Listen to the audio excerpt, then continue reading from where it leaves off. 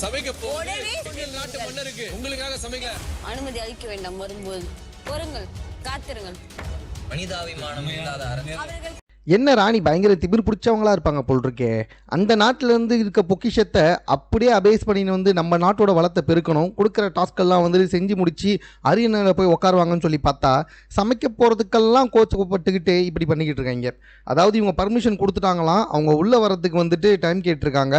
So அது ரொம்ப time ஆகிட்டே போதாம். அதுக்குள்ளே ராணி கோச்சிக்கிட்டு ராஜமாதா அவங்கள சமைக்கிறதுக்கு உள்ளே அனுப்பாதீங்க அப்படின்ற மாதிரி சொல்லிட்டாங்க. அந்த பக்கம் தீபக் அவர்கள், அவர் தான் தளபதி, நாங்கள் உங்களுக்கு சமைக்க வரல, எங்கள் ராஜாவுக்கு தான் சமைக்க வரோம், ஸோ நாங்கள் கொஞ்சம் பொறுமையாக கூட வருவோம் டிஸ்கஸ் பண்ணிவிட்டு அப்படின்னு சொல்ல வராரு. பட் அதுக்கு வந்துட்டு இல்லை, அவங்களுக்கு பர்மிஷனே கொடுக்காதீங்கன்னு சொல்லி ராஜமாதா கிட்ட சொல்கிறாங்க.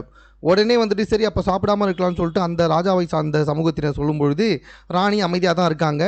அவங்களுக்கு கொஞ்ச நாள் வெயிட் பண்ணி அதுக்கப்புறமா உள்ளே வரட்டும் அப்படின்றாங்க. இந்த இடத்துல விஷால் தான் வந்துட்டு பணியாளர், குக்கு, ராஜாவோட குக்கு, ரொம்ப நன்றி எங்களுடைய பட்டினிக்கு அப்படின்ற மாதிரி சொல்கிறாரு. இது மூலமாக இதுதான் ரெண்டாவது ப்ரோமோ. இது மூலமாக நமக்கு என்ன தெரியுது, சாச்சனா எப்போ பார்த்தாலும் வந்துட்டு சாப்பாடு விஷயத்தில் ரொம்ப ஸ்ட்ரிக்டாக இருக்காங்கன்றது மட்டும் நல்லாவே தெரியுது. இந்த வாரம் வந்துட்டு அவங்க தப்பிச்சிட்டாங்க. ஏன்னா பெண்கள் இன்றைக்கி ரொம்ப கம்மியாக தான் க்ராசரிஸ் கொடுத்துருக்காங்க. அப்படி இருக்கும்போது இவங்க ராணி ஆனதுனால இவங்க என்ன கேட்டாலும் கொடுத்து தான் ஆகணும். ஸோ தப்பிச்சிட்டாங்கன்றது தான் அர்த்தம். பார்ப்போம் இந்த டாஸ்க் எப்படி தான் போகுதுன்ட்டு. இன்ன வரைக்கும் சுவாரஸ்யமாக எதுவும் நடக்கலை, நடந்தால் பார்க்கலாம். மேலும் இது போன்ற செய்திகளை கூட தெரிந்து கொள்வதற்கு நம்ம 60 செகண்ட் சேனலில் சப்ஸ்கிரைப் பண்ணுங்கள்.